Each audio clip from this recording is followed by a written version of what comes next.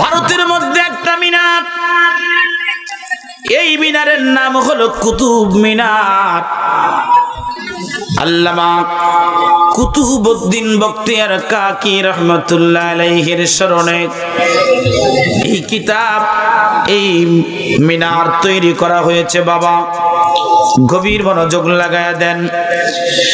এই কুতুব মিনারের যিনি প্রতিষ্ঠাতা তিনি হলেন বখতিয়ার উদ্দিন, হযরতে বখতিয়ার রহমাতুল্লাহ আলাইহি। তিনি এই কুতুব মিনার বানাইয়া ইতিহাস রচনা করে সেখানেই তিনি ঘুমিয়ে আসেন।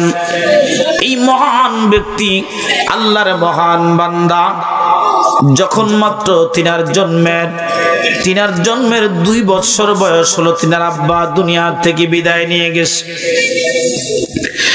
মা বড় কষ্ট করে তিনাকে লালন পালন করলেন। তিনার বয়স যখন 5 বছর হলো, মা চিন্তা করলেন ছেলেকে এখন মক্তবে নিয়ে যাব, দিন শিখাবো, ইলম শিখাবো। আপনার এই গ্রামের মধ্যেও বাচ্চা আছে, কেউ আপনার ছেলে, কেউ আপনার নাতি, কেউ আপনার নাতনি, কেউ আপনার মেয়ে। বাবা কি জন্য কোরআন শিখাবেন? কেন শিখাবেন? কেন পর্দাশীল একটা মেয়েকে নিয়ে আসবেন? কেন কোরআনওয়ালার সাথে আপনি সম্পর্ক করবেন?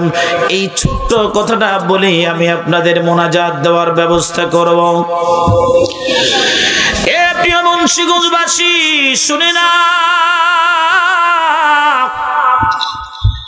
আল্লামা বখতিয়ার উদ্দিন কাকি রহমাতুল্লাহ আলাইহি, তিনার বয়স এখন 6 বছর। মা তাকে মক্তবের মধ্যে নিয়ে গেলেন।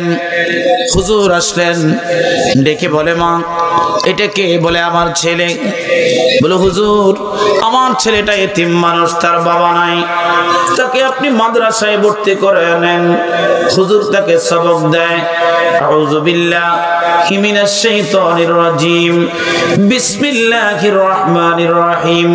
ছেলেটা ডাক দিয়ে বলে, হুজুর আমি তো কারো কাছে শিখি নাই, আমি আল্লাহর নির্দেশে অদৃশ্য ইঙ্গিতে আমি আয়াতে কারিমা আমি একটু শিখেছি, আমারটা শুনেন। ছেলে আউযু বিল্লাহ পড়ে, বিসমিল্লাহ পড়ে, সূরা ফাতিহা পড়ে, একসাথে সূরা বনী ইসরাঈল সহ মুখস্থ শুনিয়ে দেয়। একবার জবান খুলে বলা যাবে কি আল্লাহু আকবার?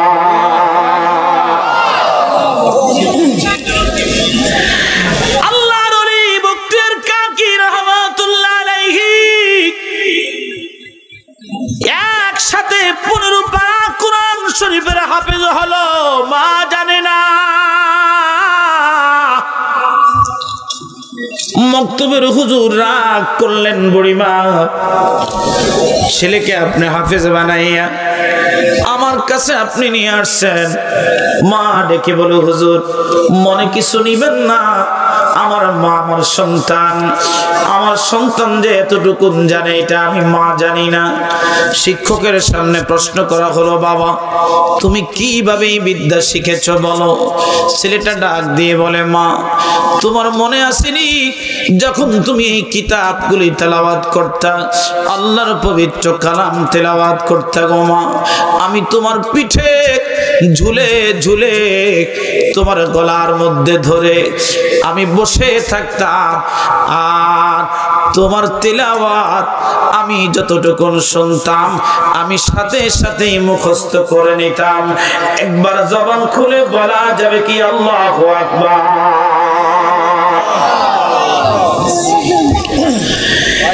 এই জন্য প্রিয় মুন্সিগঞ্জবাসী তোমাদের হাতে ধরি পায়ে ধরি রে বাবা, বিয়ে করার সময় একজন সুন্দরী রূপবতী বেহায়া নির্লজ্জ বিপর্দা মেয়েকে বিয়ে না করার চাইতে একজন গুটগুটে অন্ধকার কারক পর্দাশীল কোরআনওয়ালা পর্দাওয়ালা মেয়েকে তুমি বিয়ে করো বাবা। খোদার কসম, শুধু তোমার সন্তান আল্লাহর পবিত্র কালাম শিখবে না, বরং তোমাদের জান্নাতের রাস্তা পর্যন্ত সহজ করে দিবে। একবার জবান খুলে বলা যাবে কি আল্লাহু আকবার।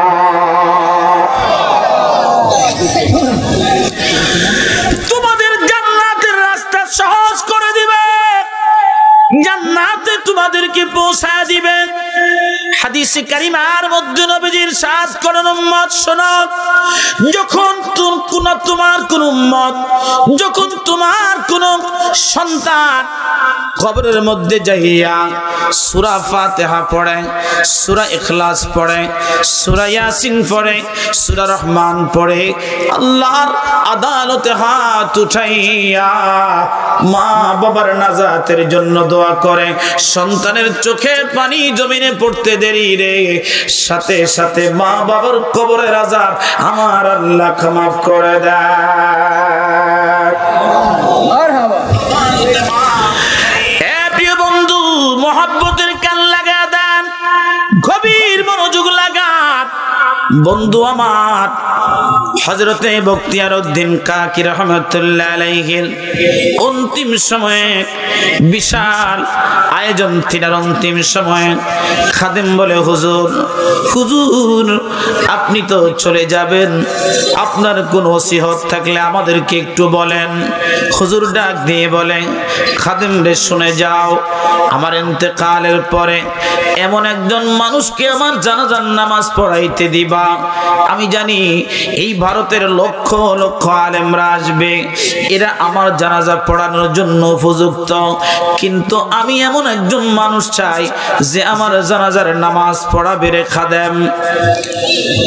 খাদেম ডাক দিয়ে বলে, হুজুর আপনি বলেন, যতক্ষণ পর্যন্ত ওই যুবককে, ওই লোককে না পাওয়া যাবে ততক্ষণ পর্যন্ত আমরা আপনার জানাজার নামাজ পড়াবো না।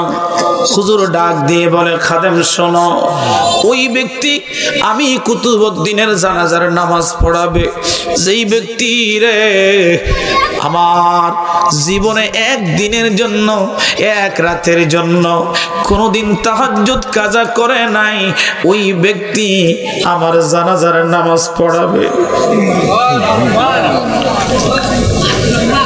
যেই ব্যক্তি জীবনে মিথ্যা বলে নাই, ওই ব্যক্তি আমার জানাজার নামাজ পড়াবে। আর ওই ব্যক্তি আমার জানাজার নামাজ পড়াবে যেই ব্যক্তির জীবনে কোনোদিন কোনো বেগানা মহিলাকে দেখে নাই। অবস্থাটা কি দেখেন, এক নম্বরে তাহাজ্জুদ, দুই নম্বরে মিথ্যা, তিন নম্বরে হলো পরনারী। তাহাজ্জুদ ওলি আল্লাহ গণের এটা স্বভাব। আমার হুজুর কেবলা যান একা তাহাজ্জুদ করেন নাই, রহমত পড়েন নাই। হুজুর কেবলা যান লক্ষ লক্ষ মুরিদ নিয়া, নিজে নিজে লক্ষ লক্ষ মুরিদ নিয়া আল্লাহর রহমতের দরজায় বসেছে। কথা বলুন ঠিক না বেঠে? ভাইরা আমার, যতদিন বিশ্ব জাকির মঞ্জিল থাকবে ততদিন পর্যন্ত এই বিশ্ব জাকির মঞ্জিলে রহমত পালন থাকবে, ঠিক না বেঠে? আর এই জাকির মঞ্জিল যতদিন থাকবে, এই জাকির সমাজ ততদিন নিশির শেষ ভাগে আমার আল্লাহকে মধুর সুরে ইয়া আল্লাহ বলে ডাকবে। ইয়া আল্লাহ ইয়া রহমান ইয়া রহিম, ইয়া আল্লাহ ইয়া রহমান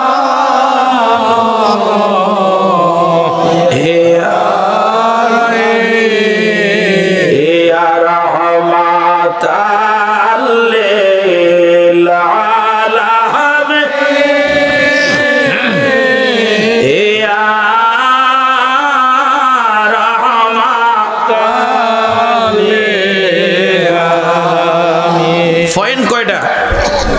সবাই কয় না, জবান খুলে বলেন না। ঘুম আসছে আপনাদের? এই যে আমাদের সভাপতি সাহেব চলে আসছে, এখন খালি আপনারা বলবেন যে হুজুর চোখেতে ঘুম লাগতেছে, 1 সেকেন্ডের মধ্যে মুনাজাত চলবে ইনশাল্লাহ? কয় না?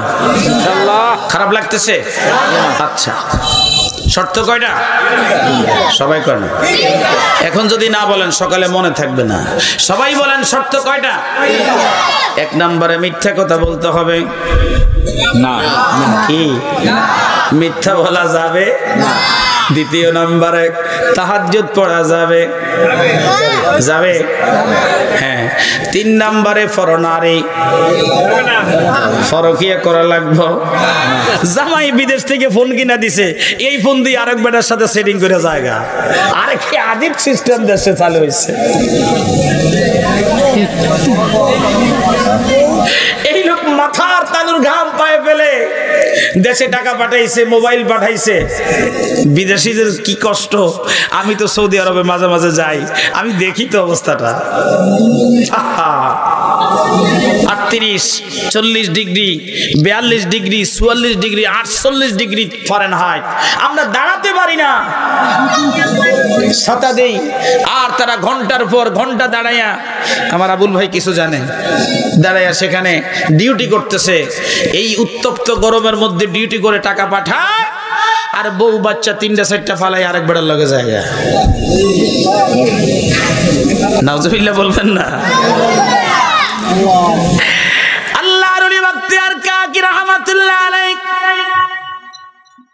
ডাক দিয়ে বলেন, খাদেম, এই 3টা স্বভাব যার জীবনে আছে তাকে পাইলে রে আমার জানাজার নামাজ পড়াবি, আর যদি না পাস আমার লাশ ফেলে রাখবি। যদি পচে যায়, গলে যায়, খবরদার আমার লাশের কাছে যাবি না, আমার লাশের দাফন করবি না।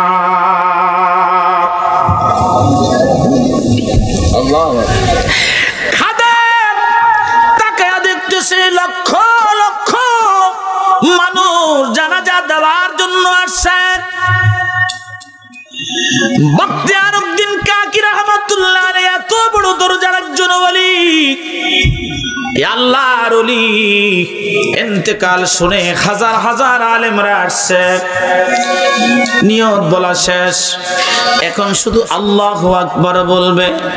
এমন সময় খাদেম অশ্রু সজল চোখে দাঁড়ায় বলে, হুজুর মনে কিছু নিয়েন না, আমার ছোট্ট একটা কথা আছে। কিরে খাদেম, কি বলবে? হুজুর আমার ফিরসা হুজুর এই 3টা ওসিয়ত আমি মিসকিনের কাছে জমা রেখে গেছে। কি ওসিয়ত রেখে গেছে শোনা। প্রথমটা শোনাইলেন, ইমাম সাহেব নিজের জায়গা থেকে দাঁড়ায় একটু দূরে। আমাদের দেশে ইমাম আছে অনেকে, আলেমও আছে অনেকে, কিন্তু তাহাজ্জুদের ব্যাপারে তারা দুর্বল। এই কারণে আগের দিনের ইমাম সাহেবেরা তারা বেতনের দিকে তাকায় নাই, হাদিয়ার দিকে তাকায় নাই, উল্টা পাল্টা মাসালা দিয়া মানুষের মধ্যে, সমাজের মধ্যে বিভেদ লাগায় নাই। এরা যদি একটু পানি হাত দিয়া কাউকে দিছে, প্রস্রাব করলে প্রস্রাব বন্ধ, পায়খানা করলে বন্ধ, দুষ্টামি করলে বন্ধ, লেখাপড়া না করলে করতেছে। বন্ধুরে, কোন মানুষের সংসারে সমস্যা থাকলে সমাধান। আর এখন ইমাম সাহেবরা যদি তাবিজ দেয়, মুতের মাত্রা আগের থেকে বাইরে যায়।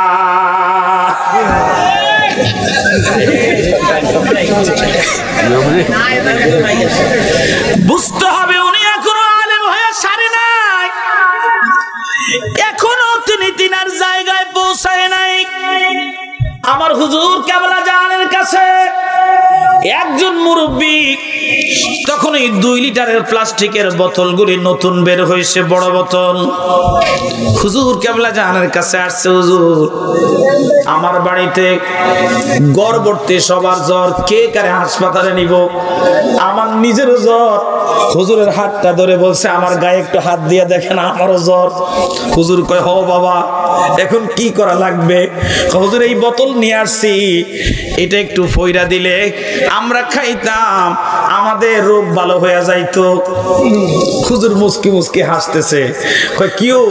উনি কি কয় চাচা, কি কয়? হুজুর ফানি ফইরা দিতে কয়। হুজুর 3 বার জিজ্ঞাসা। হুজুর কাবলা জান ডাক দিয়ে বলেন, বাবা আমি পানি পড়ে দিলে কোনো লাভ হবে না, আমার জবান না পাক। আরে নিজেকে ডাক দিয়ে বললেন, মুরব্বী মনে কিছু নিয়েন না, আমি ফইরা দিলে যা হবে, না ফইরা দিলেও তা হবে। আপনি যান, এই পানিটা ফেলে দিবেন বাবা।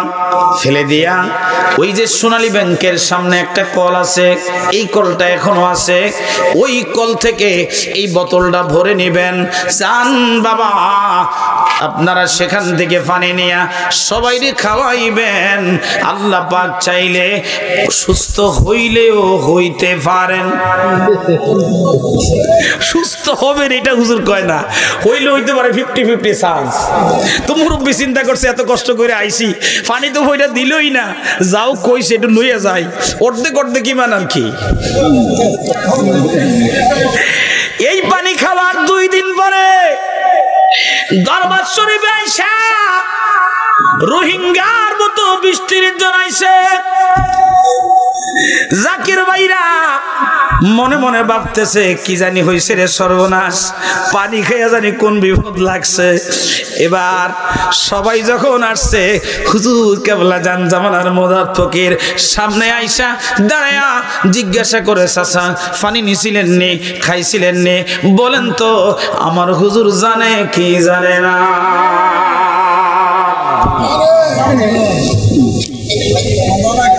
উনি ডাক দিয়ে বলতেছে, হুজুর নিছিলাম 5 জনের লাইগা, এই 5 জন খাওয়ার পরে দেখলাম যে পানি আরো আছে, বাড়ির সব বাইরে খাওয়াইছি, যে খায় সেই ভালো হয়।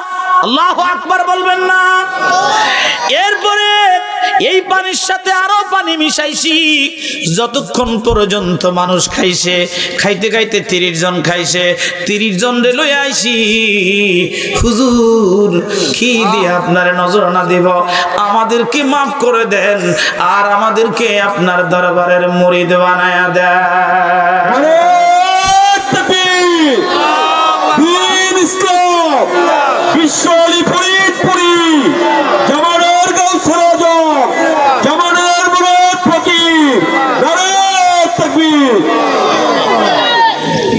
আল্লামা বখতিয়ার উদ্দিন কাকি রাহমাতুল্লাহ আলাইহি খাদেম যখন 3টা কথা বললেন, ওই যে ইমাম সাহেব যিনি নামাজ করানোর জন্য দাঁড়াইলেন, তিনি এখন আর নাই, তিনি 5ম কাতারের পিছনে যায় দাঁড়াইছে, কারণ এই 3টার একটাও তিনার কাছে নাই। পুরা মাঠ নিস্তব্ধ, তখন তো মাইক ছিল না, কিন্তু হ্যাঁ মানুষের কণ্ঠের আওয়াজ এমন ছিল, এখন মাইক দিয়া যতটুকুন শোনা যায়, তখন খালি মুখের আওয়াজের চাইতে বেশি শোনা যাইত।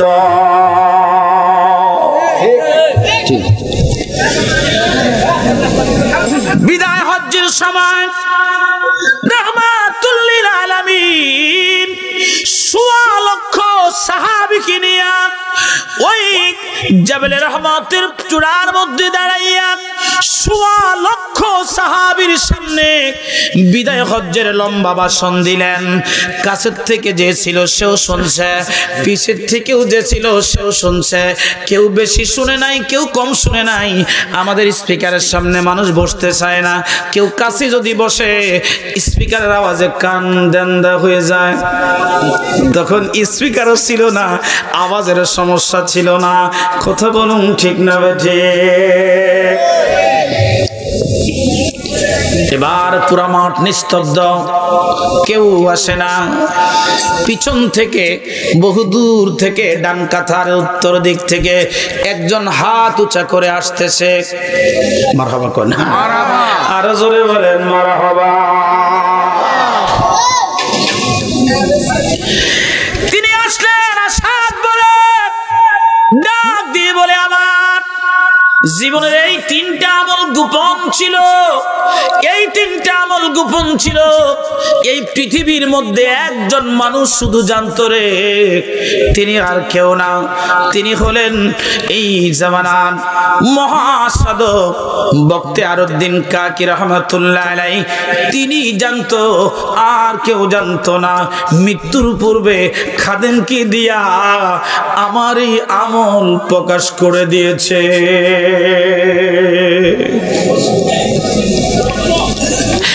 বন্ধু, তিনি আর কেউ না, সুলতান সালাউদ্দিন ইলতুৎমিশ রহমাতুল্লাহ আলাইহি। তিনি ছিলেন একজন সুলতান, তিনি বিচার করতেন। কেউ মানতেছে, কেউ মানে না। একজন এত বড় একজন ব্যবসায়ী মানুষ কিভাবে মিথ্যা না বলে থাকতে পারে? বলে হ্যাঁ, যিনি আল্লাহকে ভয় করে তিনি কোনোদিন মিথ্যা কথা বলে না।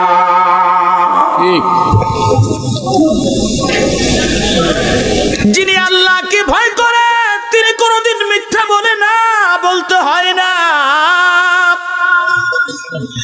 এই জন্য আল্লাহর উপর ঈমান আনা লাগবে, আনার মতো করে আনতে হবে।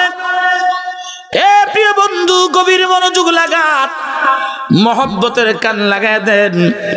মানুষ তাকে প্রশ্ন করে, হুজুর আপনি তো মহিলাদেরও বিচার করতেন, তাহলে কিভাবে আপনি বিচার করলেন একটু বলেন। এবার তিনি ডাক দিয়ে বলেন, হ্যাঁ তোমরা সত্যিই ধরেছ, মহিলাদের বিচার করছি। আমি কোন মহিলার বিচার করছি এটা শুধু এক নজরে দেখতাম, দ্বিতীয়বার কোনো মহিলার দিকে আমি তাকাইতাম না। সুবহানাল্লাহ বলবেন না? একজন সাহাবী মক্কা থেকে নবীর পাগল হয়ে মদিনায় আসছে, 8 দিনের সফর। কতদিন? 700 কিলোমিটার রাস্তা। আচ্ছা বলেন, একটা লোকের যদি 7 দিন খাবার না থাকে, গোসল না থাকে, এরপরে যদি চুলগুলা একটু লম্বা টম্বা হয়, তাইলে এই লোকটাকে কেমন দেখা যাওয়া সম্ভব? কথা কয় না? গায়ের মধ্যে একটা চিরা কম্বল, খুঁজতে খুঁজতে ওই মদিনা শহরের মধ্যে আসছে। বাবা, মদিনা শহরের অলিতে গলিতে খুঁজতে খুঁজতে পাইল। তখন মসজিদে নববী হয় নাই, ওই মসজিদে কুবা আবু আইয়ুব আনসারী রাদিয়াল্লাহু তাআলা আনহুর বাড়িতে নবী উঠতেন, নবী সেখানটাই থাকতেন। সেখানের মধ্যে গিয়ে মসজিদের বাইরে, ঘরের বাইরে কে জানি রে খুহু করে কাঁদতেছে, আর গুনগুন করে চিৎকার করে কাঁদতেছে আর কাঁদতেছে। নবীজি একটা ডাক দিয়ে বলেন, সাহাবীরা, ও আমার সাহাবীরা, আমি একটা কান্নার আওয়াজ পাচ্ছি, তোমরা কি পাও? বলে হ্যাঁ হ্যাঁ ইয়া রাসূলুল্লাহ, নবী গো, একটা কান্নার আওয়াজ আমরাও পাইতেছি, খুঁজে দেখো রে, কে কান্দে একটু খোঁজো। যাইয়া দেখতেছে একটা যুবক। এই যুবক মক্কা মদিনাবাসী না, তার বাড়ি মদিনায় না, বহিরাগত কোন এক এলাকার, বহুদিন ধরে খায় না, বহুদিন ধরে গোসল করে না, শরীরের মধ্যে কাপড় ভালো না, চিরা কাপড় পরে আসছে। সাহাবীরা ডাক দিয়ে বলে, ইয়া রাসূলুল্লাহ, মায়ের নবীজি মসজিদে নবীর বাইরে নবী কে জানি কান্দে, মানুষটাকে আমরা চিনি না। মিম্বর থেকে রাহমাতুল লিল আলামিন নেমে নিজে আসলেন, এসে ডাক দিয়ে বলো, যুবক তোমার বাড়ি কি মক্কায়? বলে হ্যাঁ। ইয়া রাসূলুল্লাহ, আমার বাড়ি মক্কায়। বলো রে যুবক, কে তোমাকে আপন পোশাক ছেড়ে সিনা কম্বল পরতে বাধ্য করেছে আমাকে একটু বলো। মায়ার নবীজির কাদুম মুবারকে যুবক পড়ে যায় আর বলে, ইয়া রাসূলুল্লাহ,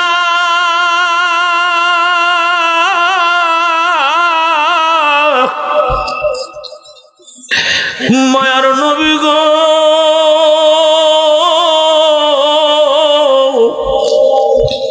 আমার অপরাধ হলো আমি আপনি নবীর দরজায় আসবো, আপনাকে ভালোবাসবো, আমি কালেমা পড়ে মুসলমান হব গো নবী। এই অপরাধে আমার চাচা আমার সম্পত্তি নিয়ে গেছে, আমার গায়ের জামা পর্যন্ত নিয়ে গেছে। হুজুর, আমি আমার সম্পদের দিকে তাকাই নাই গো নবী, আমার গায়ের জামার দিকে তাকাই নাই। এই চিরা কম্বল আমার বিধবা মা আমাকে পরাইয়া দিয়া বলছিল, বাবা যারে রাহমাতুল লিল আলামিনের দরগাহে যাবি, পিছপা হবি না, আমি মা তোর জন্য দোয়া করতেছি।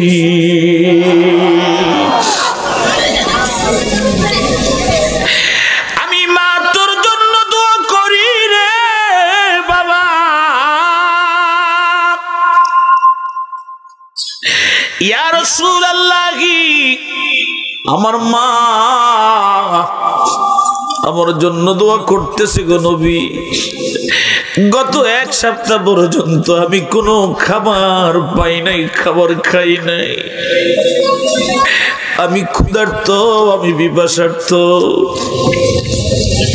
আমার নবীজি চোখের পানিগুলি ছেড়ে দিয়ে ডাক দিয়ে বলে, সাহাবীরা রে, যা রে, আমার আব্দে শামসকে তোরা গোসল দে, খাবার দে, পোশাক দে রে যুবক। আমার সাহাবীরা তাকে তোরা সুন্দর করে সাজায়া দে, ওযু শিখা, কোরআন তেলাওয়াত শিখা। আমার আব্দে শামসের কুরবানি এই পৃথিবীর মধ্যে শ্রেষ্ঠ কুরবানি হয়ে গেছে। একবার জবান খুলে বলা যাবে কি আল্লাহু আকবার।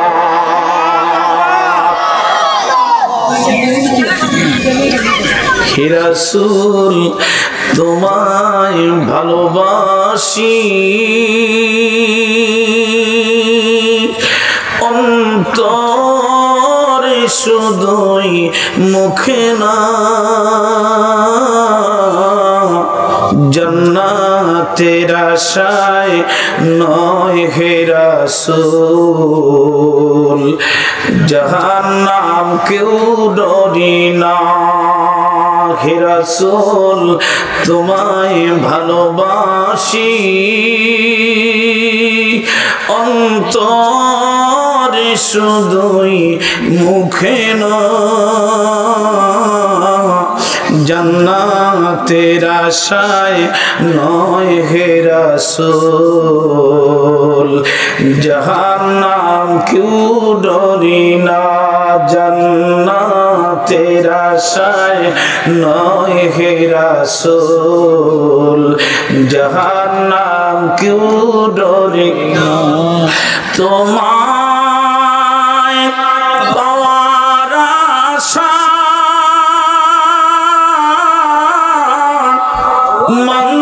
মনসুর যায় মদিনা,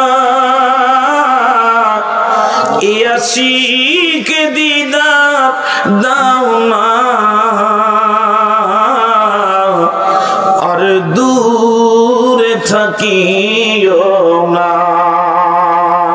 হে রাসূল, তোমায় ভালোবাসি, অন্তরে শুধুই, মুখে না,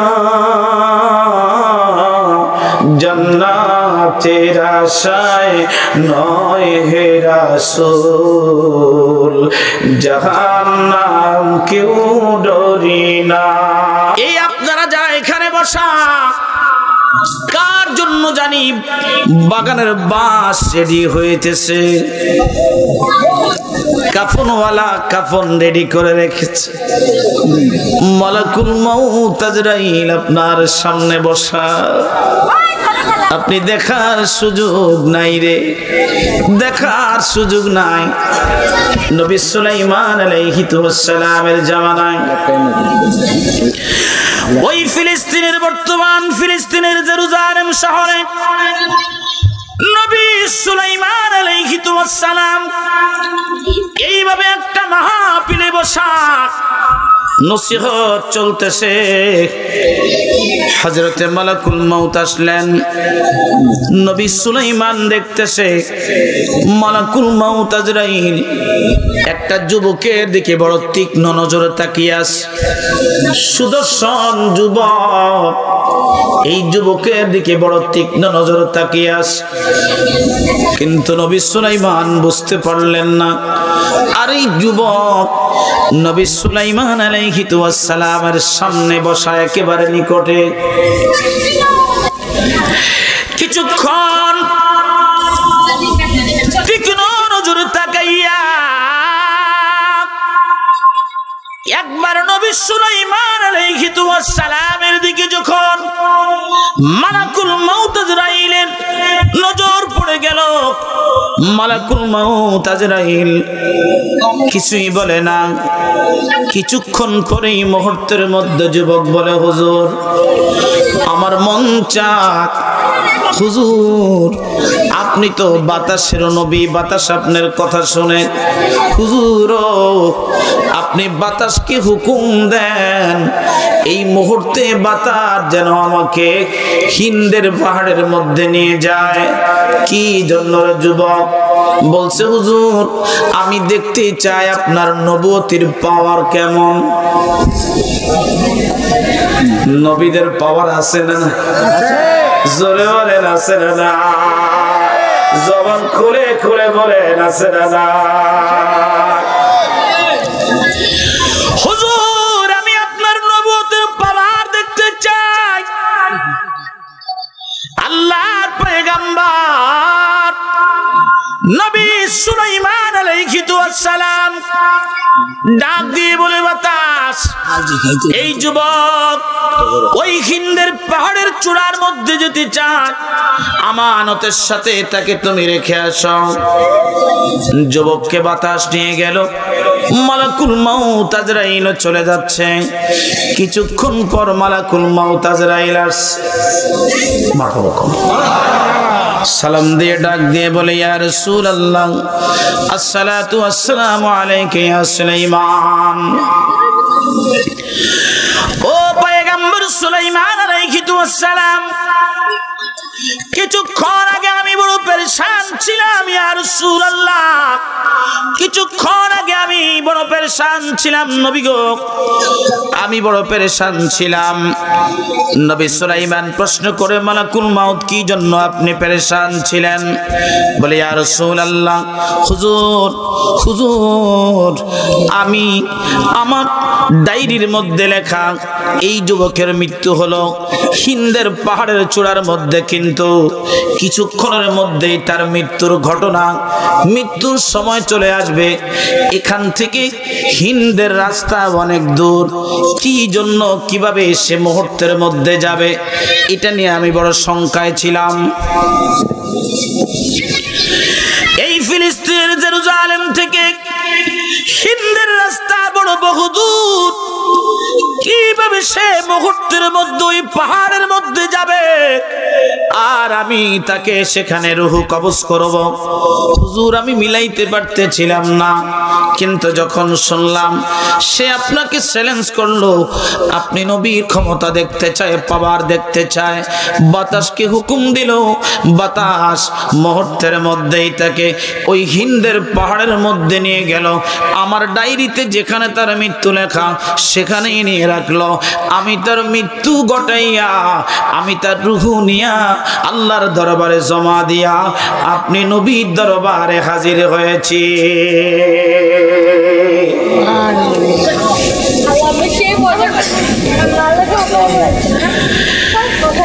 সুন্নি মুসলমান মুন্সিগঞ্জের প্রিয় বাবাজিরা গভীর মনোযোগ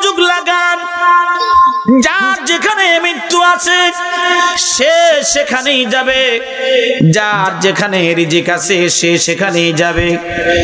মরণ থেকে যতই পালাও মরণ তোমায় লইবে গিরি, যদিও তুমি লুকাও গিয়ে আকাশ পানে লাগিয়ে সিঁড়ি। আইনামা তাকুনু ইউদরিকুমুল মাউতু ওয়ালাউ কুনতুম ফি বুরুজিন মুশাইয়াদা।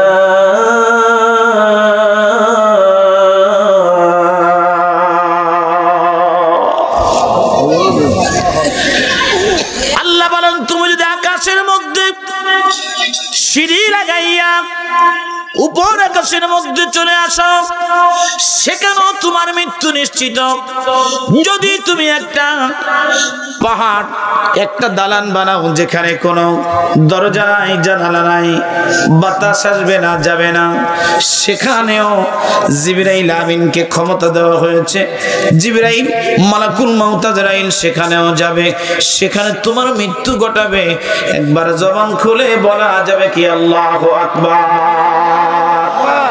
লা ইলাহা ইল্লাল্লাহ, জোরে লা ইলাহা ইল্লাল্লাহ, বলো লা ইলাহা ইল্লাল্লাহ, হক লা ইলাহা ইল্লাল্লাহ, বলো লা ইলাহা ইল্লাল্লাহ, মুহাম্মদ রাসূলুল্লাহ, বলো লা ইলাহা ইল্লাল্লাহ, মুহাম্মদ রাসূলুল্লাহ, আহা হাসবি রব্বি জাল্লাল্লাহ, বলো মা ফি কলবি গায়রুল্লাহ, আহা হাসবি রব্বি জাল্লাল্লাহ, মা ফি কলবি গায়রুল্লাহ, আহা নূর মুহাম্মদ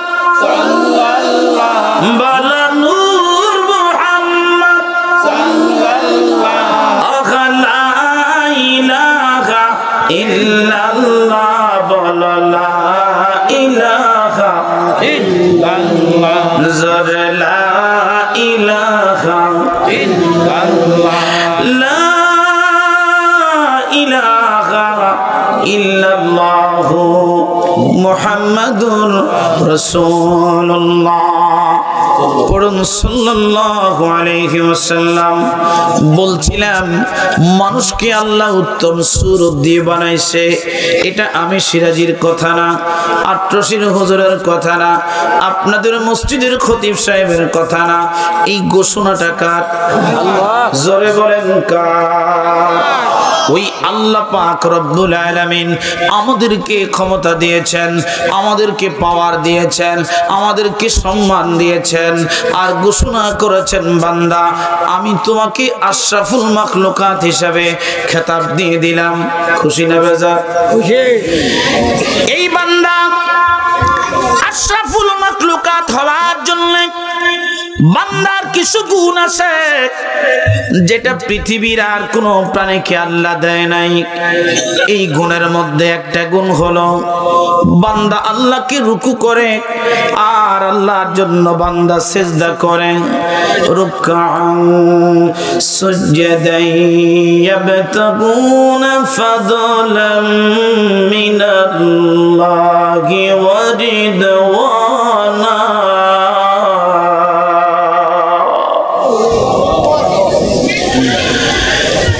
আল্লাহর নবীর দরবারে আরজ করা হলো, ইয়া রাসূলুল্লাহ, আল্লাহ এত সুন্দর সূরত দিয়ে মানুষ বানাইছে, ও নবী আল্লাহ এত সুন্দর সূরত দিয়ে মানুষ বানাইছে, এই মানুষের দিকে আল্লাহ কোন সময় নেক নজরে তাকায়? আপনি একটু বলে দেন।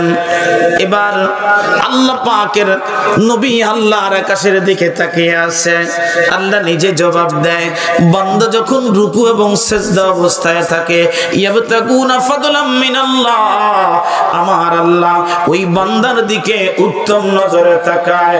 একবার জবান খুলে বলা যাবে কি আল্লাহু আকবার। এখন আপনারাই বলেন, ওই নামাজ পড়া দরকার আছে না নাই? জবান খুলে বলেন আছে না নাই? আর মহব্বতে বলেন আছে না নাই? আমার মন কান্দে যাইতে রে মদিনায়, বল মন কান্দে যাইতে মদিনা। তোরা দেখলে ছবি পাগল হবি, দেখলে ছবি পাগল হবি, কাঁদবি বসে নিরালায়, আমার মন কান্দে যাইতে মদিনা, বল মন কান্দে যাইতে মদিনা। মদিনার বাসিন্দা যারা, রওজা পাকে কান্দে তারা। আমি অদম কপাল পুরা, আমি অদম কপাল পুরা, আমার যাওয়া হইল না, আমার মন কান্দে যাইতে মদিনা, বল মন কান্দে যাইতে মদিনা। প্রিয় ভাইরা আমার, গভীর মনোযোগ লাগান। দুনিয়ার মধ্যে আমরা আসছি, আমরা মৃত্যুবরণ করা লাগবে। থাকতে পারবে না, শত চেষ্টা করলেও এ রোগের কোনো ঔষধ নাই, নাই কোনো ডাক্তার জগতে। খুঁজিয়া কাতর হইলে কি হবে, পারিবে না তারে ঠেকাতে।